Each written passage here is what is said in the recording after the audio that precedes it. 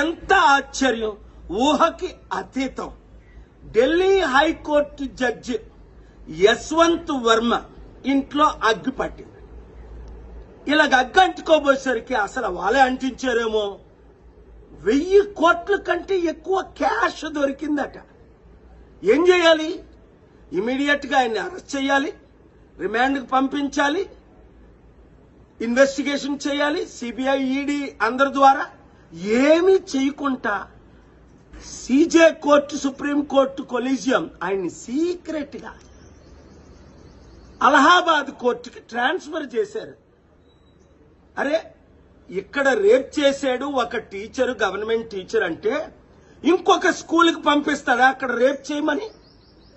ఇంత దారుణమా జ్యుడిషియర్? అందుకే నేను ప్రిపేర్ చేసిన పిల్లు వీళ్ళు మైలార్డు ప్రభులు కాదు, జడ్జిలు.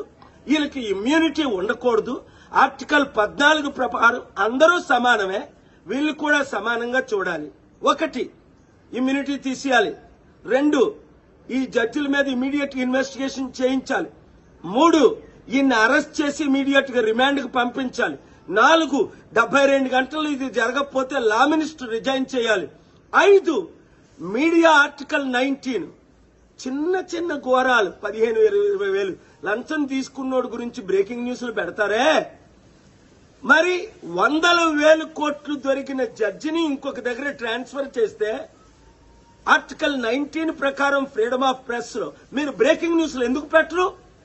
ఎందుకు ఈ జడ్జిని వర్మానా, ఓహో వాడనా, వాళ్ళ తాలూకానా, పెద్ద హైకోర్టు జడ్జనా?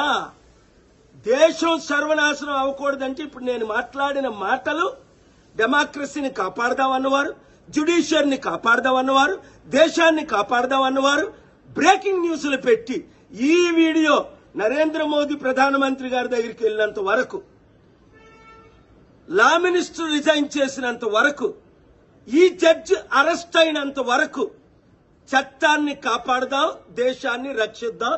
వీడియో అందరికీ షేర్ చేయండి.